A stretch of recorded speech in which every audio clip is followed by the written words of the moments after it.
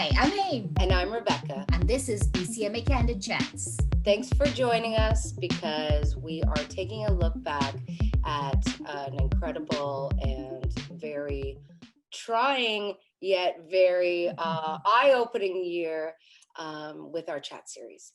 And I thought that we could maybe start off a little bit with how the chat series came about and my meeting of the beautiful Haem and how we met at a BCMA get-together pre-COVID. Yes. And we had so much to talk about. We thought we need to formalize this and,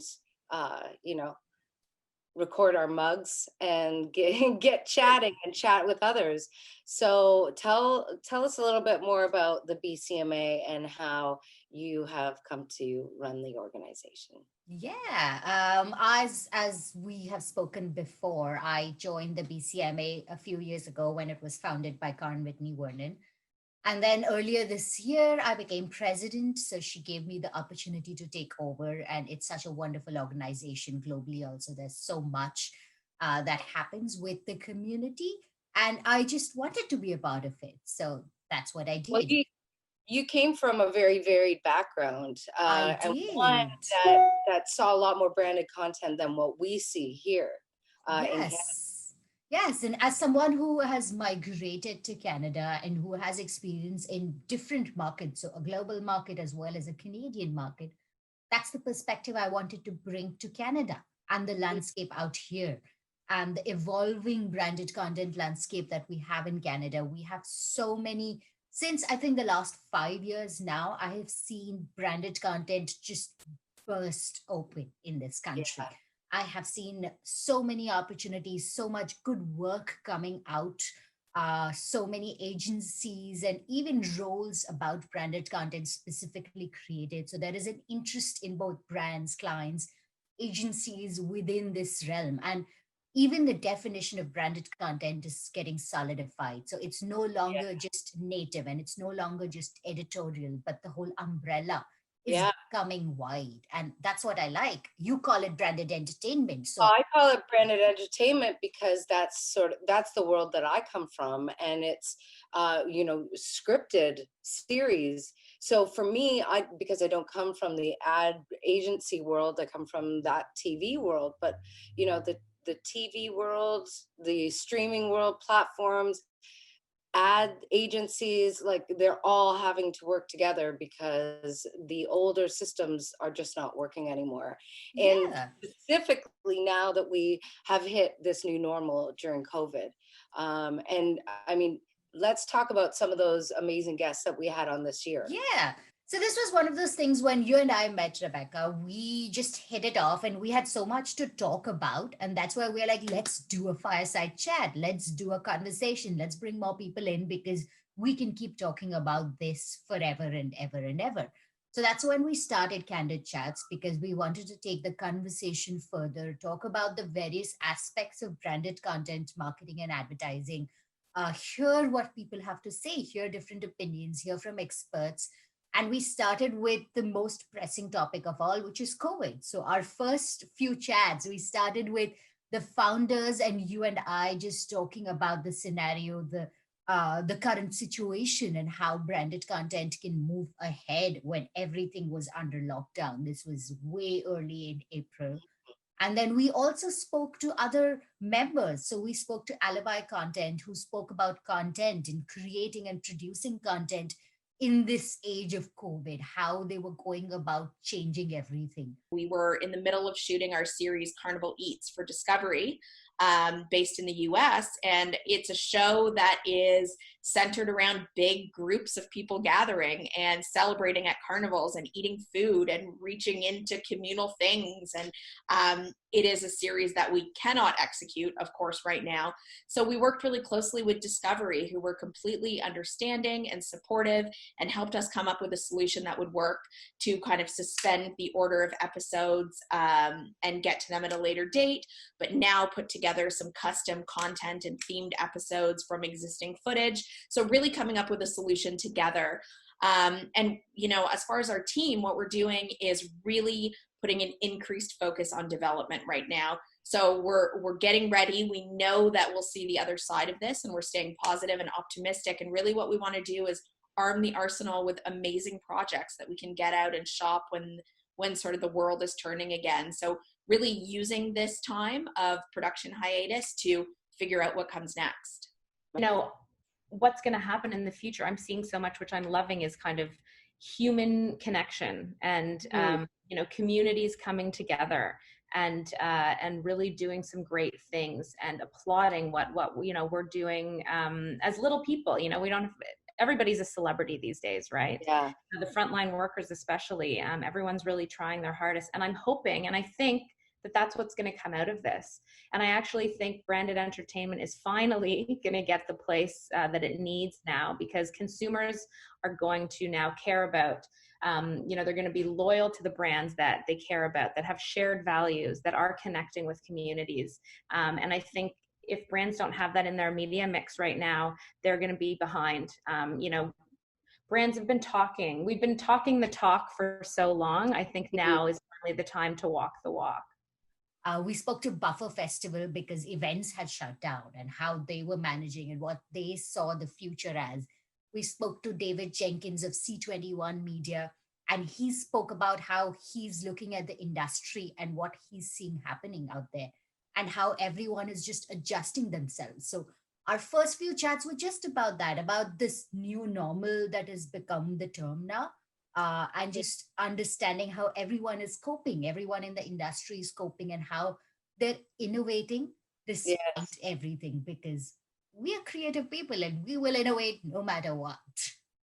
Exactly. And then, you know, on top of all of that, what I loved is that we really got deep into these conversations and what was happening in our social climate. And that, you know, those conversations around COVID and how content has to change, it also opened up to some really meaningful conversations and candid chats with people in representing diverse groups. So whether that was Brad Danks of Out TV, who, you know, really, he heads the channel, and what he had to say about niche audiences. So, you know what, why don't we take a little look at some of the best from that conversation? It's funny, when we talk about niche audiences, people always ask me that, like, what's a viable niche audience? I usually say, look, it needs to be a sociographic group, you know, like LGBTQ, or a, you know, psychographic group, like, I don't know, equestrian lovers or something like that. Now, I haven't got into any market, but it really comes down to people that talk to each other, that are connected to each other, you know, and that is really the means. So I guess I would say that there's sort of two general ways. One is, let's talk about like an OTV Go, that's a standalone service. For a service like that, we actually use, more than anything, we use influencer marketing. You know, we started out like everybody doing a lot of things like SEO and all the traditional stuff, you know, Facebook ads, all those sorts of things that you do on the social side, which are fine. But we've actually found that influencer marketing is the most efficient way to go, and we put some campaigns together. And typically for us, that means influencers within the community that, you know, that have a social media presence, but generally are not the top people within, sort of in the mid-range. We like those people the most, and if we can bring them on and evangelize them. And we have a lot of evangelists within the community who will talk about what we're doing, and we'll tell them in advance what we're doing and show them the shows. And, you know, they're tough. They make you walk the walk and talk the talk and do what you're supposed to do, but that keeps us authentic, and that keeps it real for us. But we have found that to be a very, very good way to go. And I know that it's a big area now within marketing. I don't know that it works for everybody, but I think it works really well for us. The other way is, you know, on platform. You know, when we did the deal with, you know, with Amazon and Apple in Canada, for example, the question then becomes, you know, how do you market within their platforms? And they're very, very good at it, both of them. You know, they really are good at identifying their audience, and you know, that's normally done through the programming side to determine what kind of programmings people like. But you know, sort of on platform marketing with all the new platforms works. I have to say, it's like night and day between what goes on with the cable companies. I mean, Oh yeah. it's a totally different world, right? It's like, Of course. with the new marketing approaches, like influencer marketing, for example, it also means that you integrate a lot of those people within your programming, right? Like when we're looking for a host of a show, who do we pick? We've got a show that we're doing in Toronto right now. We shot the pilot we love called Group Sext. It's basically a dating show. It's very COVID friendly online. And one of the drag queens from the UK version of Drag Race is the host. And that helps because that person's got a social media presence. They can talk about it, stuff. So, that sort of integration in the content becomes an important component of it as well. Always had. I absolutely loved that, it was it's the first LGBTQ broadcast platform, and it's giving voices and it's being so inclusive to different groups. Brad is so passionate about this cause, and he is bringing all of this to the fore. He's bringing it into the mainstream, and I think that's a wonderful thing. And even for brands to become a part of this, it's a great opportunity to become a part of something inclusive. Well, and not only that, but saying to hear from a broadcaster that they are more than willing to work with brands on content of all kinds. Obviously, Brad's position was that, and it's shared by many, that series can be such a long form. When you're dealing with content that is not necessarily a scripted original series, it's a little easier to get off the ground and quicker, but just the openness. Now, our other guest that really affected me, that I just obviously have worked with her in the past and love her, is DJ Osho. She is an Afro-Indigenous person who is two-spirited. She sits on band council. She is somebody who moves and shapes not just her community, but beyond. And as an activist and somebody who can really represent what is going on in these times, we learned so much. What were your favorite parts of the interview, Haem? I mean, that entire interview just left me with my jaws on the floor and eyes wide open because it was so powerful. She is so powerful and she is so awe-inspiring. It's so difficult to pinpoint any specific part because if I could, I would just throw in the entire interview into this and get everyone to just sit and listen to everything that she spoke. And we didn't need to say anything. That's the best part of it. We don't have to say a word. Yeah, which is hard, right? Yeah. My favorite thing though was learning that brands that actually show up to the community, but not just listen, as in social conversations, but engage directly with people from the community, who possibly future consumers, whatever that may be, to actually have those conversations, say, well, what do you want to see? And how would you feel like you're most heard? Basically in Vancouver, there's 3 host nations in the territory. There's Musqueam, Squamish, and Tsleil-Waututh. So our emails are full, our phones are ringing off the hook because people want to work with us, right? And I get it all the time. People are like, Oreen, how do we get involved? Like, how do we work with you? And I try to explain to them, it takes more than just an email. Yeah. It comes from being an entrepreneur too. I'm all about building relationships. If someone's going to actually take the time to get to know the Squamish Nation or myself or, certain situations, then I want to work with them. It's not just like a one-off, like cold call or, an email saying, I want to work with you. It's like, well, there's 10,000 other people that want to work with us too, right? She had such strong tips and she had such amazing tips for brands also on how they can move forward and what they can do to become a part of this conversation without actually damaging anything. It's really important. Yeah, and also, I mean, that what Oreen was saying, it was echoed across the board in all of our chats, that brands really need to stand up and stand for something, and stand for something bigger than just trying to sell a product. And I mean, that was so evident, but that makes me think of our conversation with Carmen and with Mike. Now, Carmen and Mike have worked together on this amazing branded series recently. which is the Chef Artois series for Rally for Restaurants. And we are excited to have them today talk about this series, talk about branded content and everything else. So let's get into it. Okay. So, I would love to ask you, and you know, Mike, maybe we can start with you just about the campaign, because you know, in researching it, I've started to fall in love with it, and now actually I had another call where I was talking to them about what you were doing, which inspired some more conversation about it. So, tell me about Rally for Restaurants. Absolutely. Yeah. So, I mean, if we think back,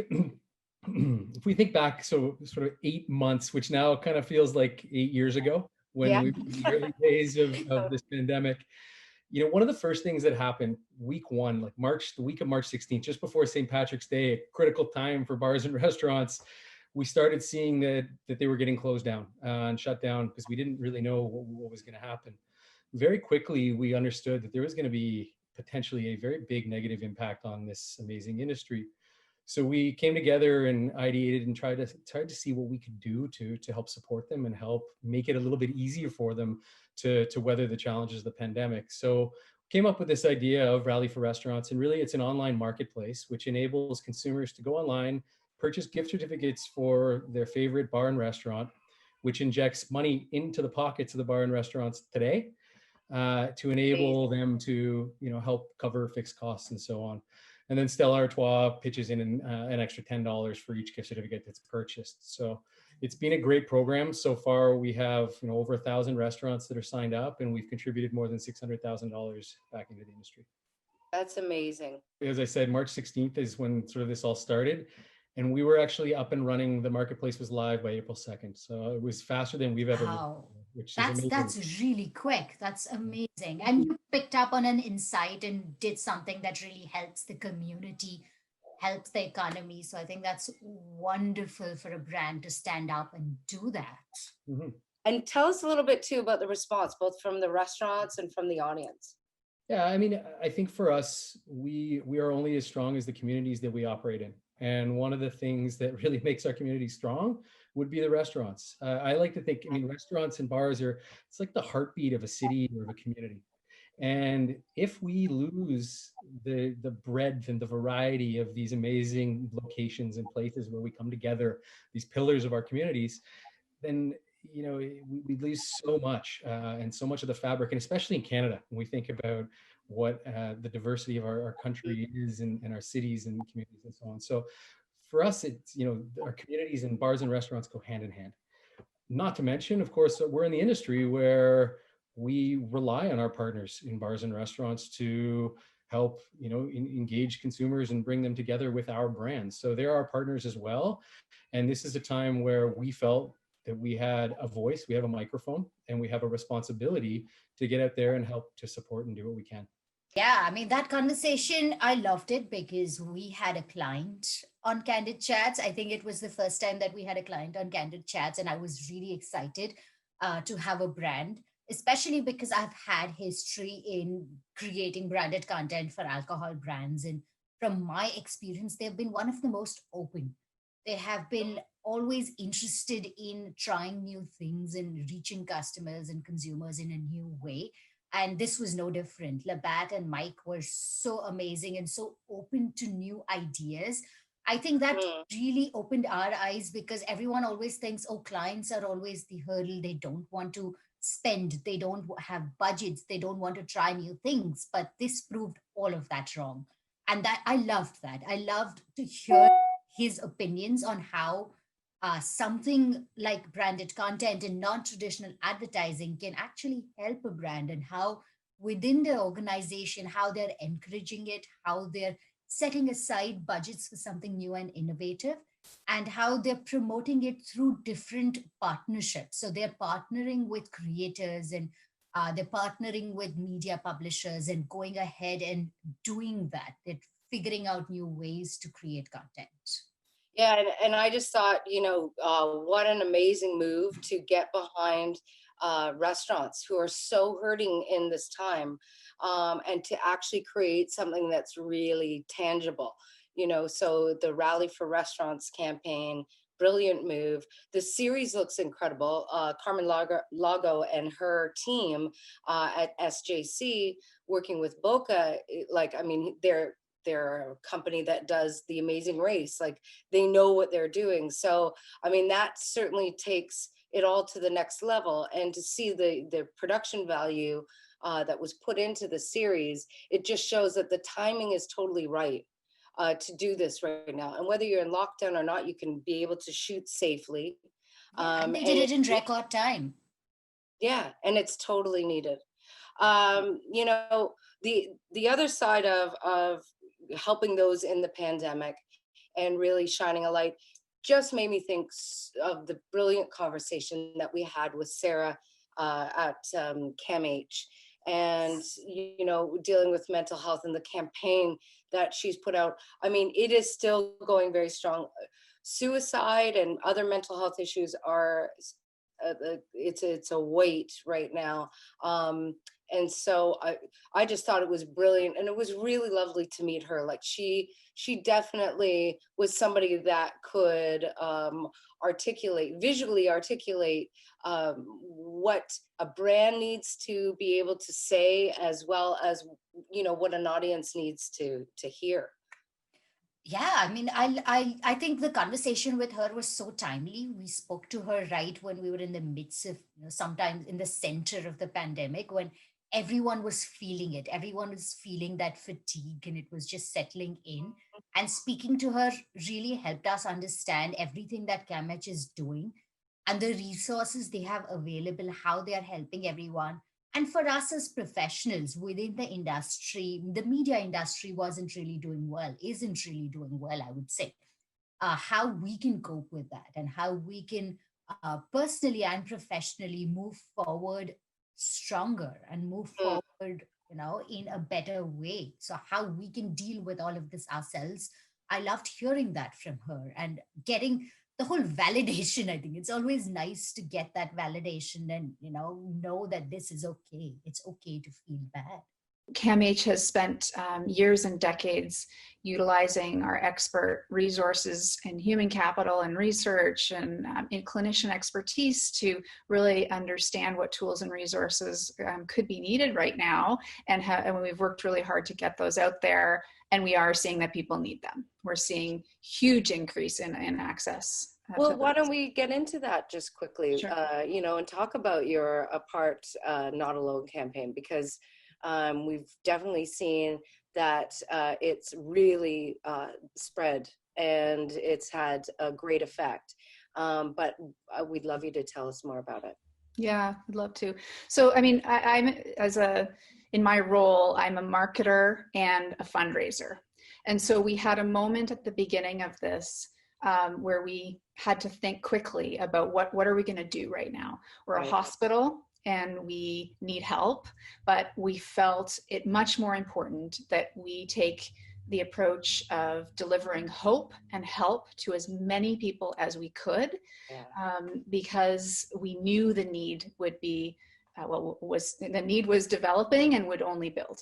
And so, you know, that was a poignant moment for us as a leadership team, for us as an organization to stay true to our values, but also as somebody who cares about content and words and the impact that messaging can have, especially at a time like this.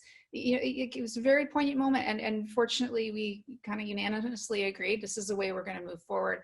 So we very quickly moved, and for this group, you know intimately well how big a task it is to build a campaign out, a fulsome campaign.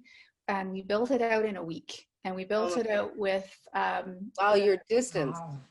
From a distance. I have an incredible team, not only at CAMH Foundation in the hospital, who we partner with and we serve, but also we work really closely with our agency partner, Camp Jefferson. And I get tingles when I think about how quickly and impactfully we were able to move forward. And so back to the point of this campaign, though, it's called Apart Not Alone. And the point of that message is to encourage people to know that while we are apart physically, and we need to be, that's our responsibility right now to protect ourselves and everyone, we don't need to go through this alone. And in fact, we have a lot of resources available to people depending on what their experience is right now to support and help and connect and give that real feeling of togetherness. That's the sort of high level goal and hope that this campaign will give to the world. And how did you roll out the campaign? Like specifically, how did you roll it out? So we have a number of different assets that were built to go in market, and essentially our mantra was progress, not perfection. So we just built things as quickly as we could, and as soon as they were ready, we'd activate them in market. And the in market included a real concerted effort to work with organizations that were willing to support us and give us pro bono space, right, print and otherwise, as well as a paid effort to activate through digital, social. There's a TV spot, and through print. And we're doing creative things like through our connections. DoorDash is stepping up, and we're going to put the oh, that's fantastic. copy on. So like any really opportunistic progress, not perfection. Yeah. Hopefully everything's spelled correctly, but it never is. There's always that one.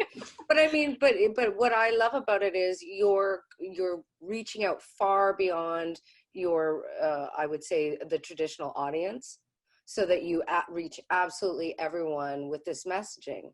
And your messaging isn't one of like, come buy our product. It's like, we're here to help. So that's pretty amazing. Right. Yeah. What you said really resonates, especially about brands stepping up and coming together, because it's also like a community, right? Everyone is doing what they can. So what I wanted to ask is, we see that brands are stepping up, they're sharing messages, they're helping out. Is there something they can specifically do to support mental health or improve it through their efforts, through their messaging, through their content, anything else? Yeah, that's a great question. I think the first thing I'd like to start off with is, the words matter. And so we see a lot of people referring to our need to distance as social distancing.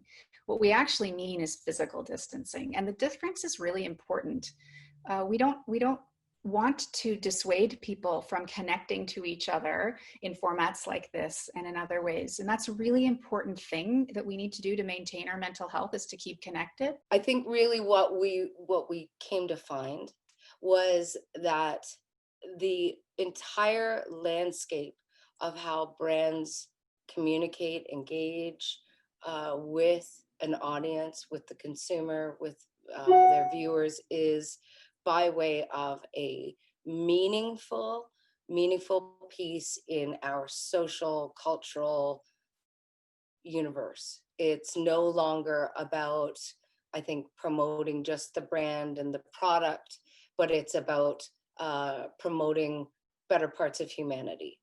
Yeah, and this year I think has emphasized that further. It's emphasized what's important for both brands and people. Social values have come to the fore.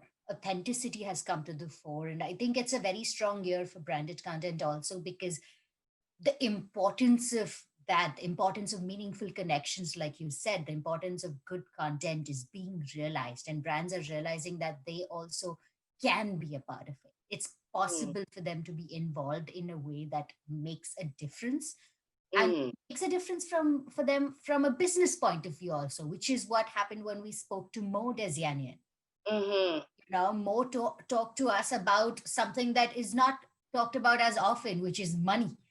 So about how the CFO and CMO can come together, and what really struck me was his point of view about stepping into the shoes of the finance person and understanding that it's not always about cutting budgets, but it's about cash flow. And it's just understanding that even something like a contract and payment terms is important. Let's listen to what Mo has to say in his own words. So we went out and we did this study. We asked a bunch of marketers, heads of marketing, of how they react to a crisis when it comes to budgets. How do they even set the budget before a crisis? And how do they talk and converse with finance to get sign off on how much money they can spend in the market? Because marketing really is a discipline of spending money for the better part. and then we went out and we asked a bunch of heads of finance the exact same questions of what do you think of that, and there was some interesting insights there. So one of the biggest ones that we talked about and we found out is, so when a crisis comes about, and the COVID crisis is an interesting one because it has material impact on revenue, so just revenues are down, so that's an interesting one. And then even the demand in the market is also down. So even if you could produce products and goods, there's certain things that people just can't use because you're in a lockdown, because you're just not in a position to consume. So across the board, there's less money coming into the organization, right? What happens on the finance side, so a head of finance, a chief financial officer, CFO, they will go ahead and default to cash flow management, which is what they're trained to do, which is their responsibility. That's what they need to do to keep the business afloat. That's what they need to do to make sure that everybody survives this pandemic and this crisis. So in very practical terms, what happens is they will look at the bank account and say, okay, we have this much money in the bank. We cannot spend more than what we have in the bank. Like Right. very, very simple, simplistic terms. Versus in times of boom, they may look at, well, yes, we have this much money, but we can also borrow and investors, and there's other ways to get money through the door. So we don't have to worry about how much money we have in the bank today. So they look at how much money they have in the bank as the runway. Funny enough, marketers don't tend to think like that, right? So we had like 65% of CFOs told us, yeah, it's just all about cash when a crisis comes.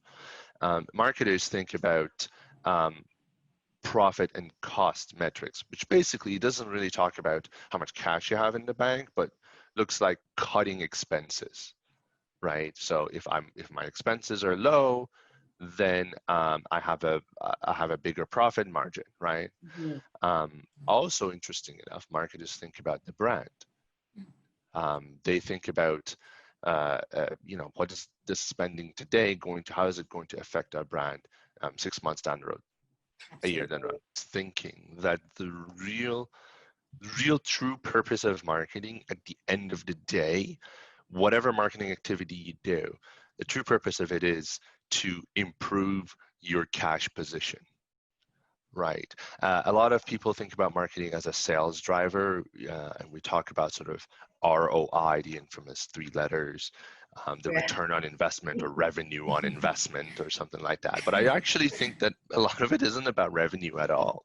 A lot of it is about protecting your cash position so that you can do more and you can grow the business. So let me give you a couple of examples. So we always talk about a brand. Like, what does a brand do? Brand is a promise to deliver something to the consumers, right? But what does it actually accomplish for the business? So a brand does a couple of things at its very fundamental core. It decouples your day-to-day marketing from your sales. A prime example, if Coca-Cola stops advertising today, spends 0 money in the market, they're still going to sell a product, right? If BMW tomorrow says we don't want to spend a dime advertising, they're still going to sell BMWs. Yes, part of it is the infrastructure and the sales teams and all of that, but part of it is the brand. There's going to be people that will buy Coke and buy BMWs no matter how many times you tell them, because they just believe in the brand and they like it, they associate with it. So that one of the things that it does for the business, it makes your sales less dependent on spending money directly into advertising, right? And I think that's a really powerful business tool, right? It is, and it's a great way to explain branding and long-term brand awareness to anyone. Totally. It's so difficult, even when I try to talk to people about the importance of branded content, what the BCMA does, what we all do, longevity. They don't exactly understand why it is important, and this is perfectly put.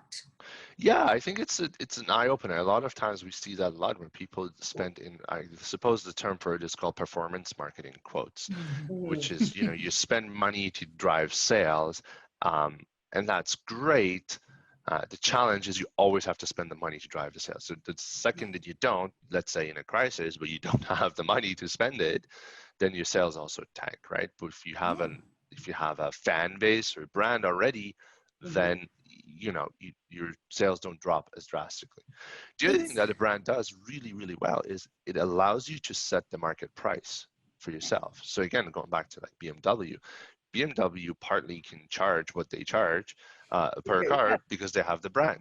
Yeah. Without the brand, they wouldn't be able to determine what the price is. So you can now, if this is your price and this is your sort of costs, now you can start to push this line up a little bit instead of pulling this line down, right? And the gap between the two, of course, is how much money you make and how healthy it is. And that's your cash differential, right?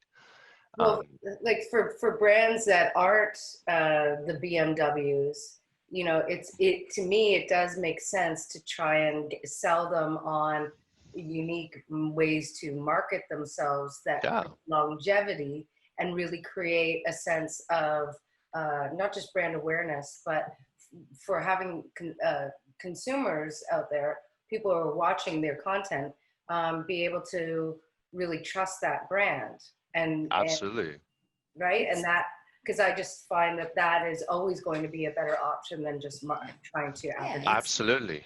It's the opposite of short-termism, right? Because a lot of companies go into short-termism, go into immediate sales, but this is more like running a marathon. You have to build endurance for the brand over time so that you can make it all the way. Exactly. And all of those things at the end of the absolutely though, but all of those things at the end of the day improve your cash position. It just means you have more money in the bank to do where, for example, we talk about things like brand awareness, right? So that's kind of one of those things that are a little bit vague in our repertoire of marketing. So we need to change that language a little bit, right? Or we talk things like brand loyalty, something you mentioned, right? So we go to sort of a finance person and say, well, we're creating more brand loyalty. But what a finance person will tell you is one of the metrics they evaluate is customer churn, right? That's a sort of a standard business speak of how you evaluate these things. So if I go to a CFO and say, I'm going to reduce customer churn by doing this, and that, what I'm saying is I'm going to increase the loyalty to my brand, but it's just I'm saying it in a different way, and that resonates with them, and that makes them feel like, oh, we're on the same team and we're talking about the same things, right?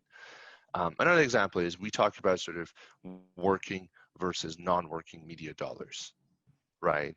So we all know what that means. So working dollars is the money that you invest into the actual media buy, and then non-working is the money that you invest in the content that you put in that media buy, right? Again, to a finance person or the rest of the organization, that doesn't really mean much. That's very specific marketing speak. Instead, what we could be saying is asset creation, and everybody in your organization knows what an asset is. It's something that you own, that you created, and it's yours, such as, for example, your creative work, your the actual assets, the ads that you've made. And then you have the promotion budget, which is the money you spend to promote those assets, right? So I think the big thing for marketers is to break that language barrier down. And then the second thing is, can we please just simplify marketing? That makes me think of Carrie Hayden from Shaftesbury, and her unique perspective, having come from creating series, branded entertainment series, and working with community. For me, what stuck out was the whole idea of community. I've always been fascinated by that.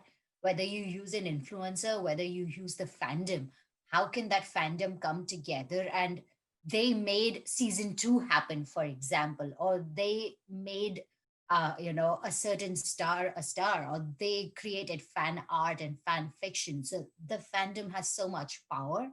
And if you engage with them correctly, generate the right content and speak to them in a way that they understand, you can really harness all of that. And you can really take that forward and bring success in all ways possible and connect with your audience, because eventually that's what it's about. So just understanding from her on how she did it and how content creators producers, broadcast people can do it was really enlightening.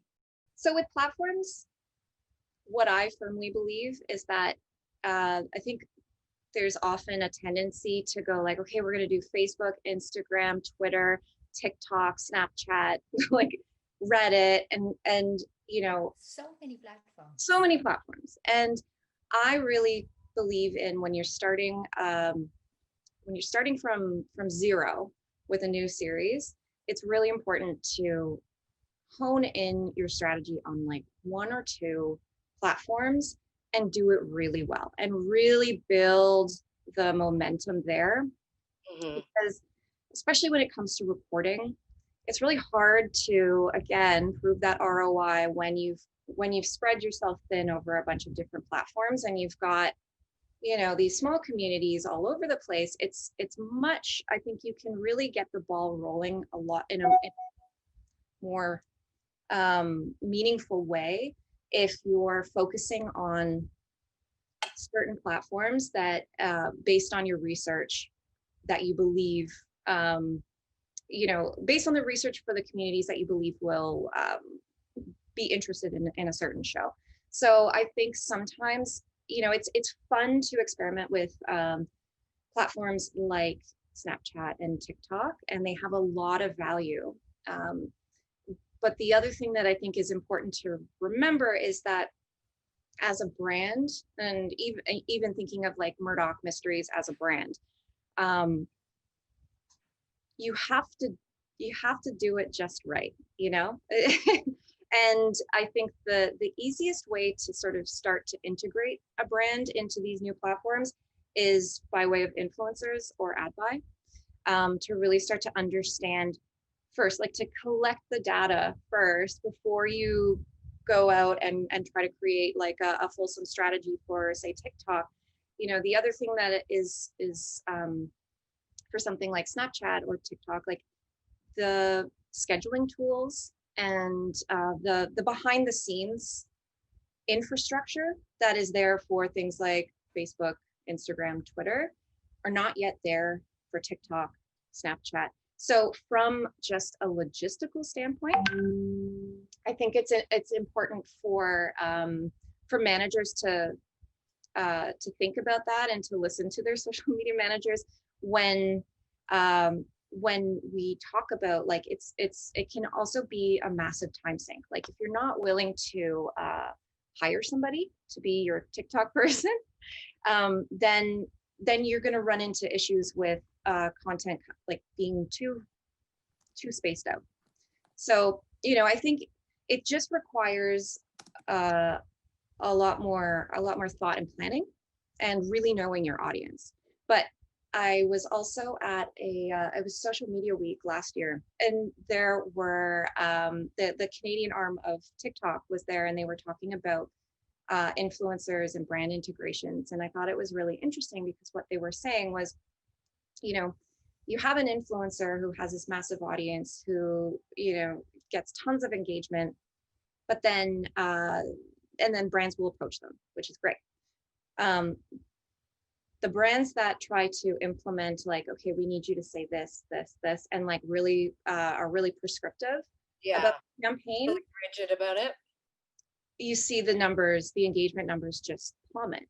But when you see, and this goes back to what I guess I was saying with Carmilla and You by Kotex, like when brands are willing to have fun and to trust the creators, to the creative, that's when you see it soar. So that's where I see TikTok really folding into like legacy brands, like a Murdoch, is finding ways to connect with influencers to sort of introduce the brand that way. All of this to say, for me, makes me feel really understand that brands working with the consumer, you know, there's no longer a gatekeeper anymore.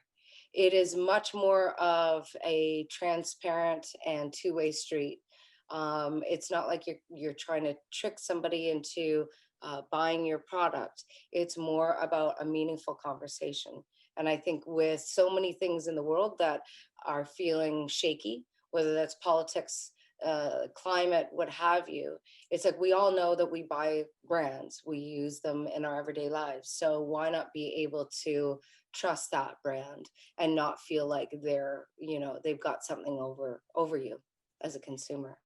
Yeah, and it makes me very hopeful about the future of the industry in Canada specifically, and BCMA. We've got so many new members this year, and Candid Chats had a lot to do with it. We spoke to people, and they were very excited to learn about the BCMA, come on board, and become a part of the community. And I think it's only just growing.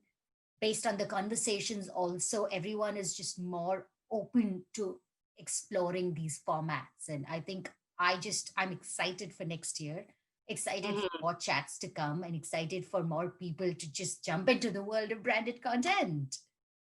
Yeah, and you know what, Haem, you've done a fantastic job really growing the BCMA in Canada, and I just look at the varied members, you've got people from every corner, every area, and that just speaks to the growing momentum in Canada to be able to really put some great content out there, work in collaborative ways that we wouldn't have thought otherwise. And boundaries and barriers are coming down. Diversity, formats, you name it. It's all becoming a really great creative landscape. Yeah, I just have one correction there. We've done a great job here, and we've brought everything together. And I think Haem, we're going to grow BCMA together. It's not one person effort. It's a community, and you're part of the community, and I'm part of the community. We're gonna make it happen. You're hilarious. Anyways, listen, I know that you are off traveling around the world. You are going to India, you're going to a wedding, should there not be a lockdown. But either way, travel very safely. And thank you. I will be just being very careful and being very safe, as one should be at these times, and wearing my mask and social distancing and staying away from my family. Yeah. Stay away, people. And, I was going to say, we'll see you soon, but I mean, like everything now, we can see each other anytime we want. See you when I see you. Okay. Bye, Haem. Bye. Well, this is it. So thank you, because this has been BCMA Candid Chats. Chats. See you next year.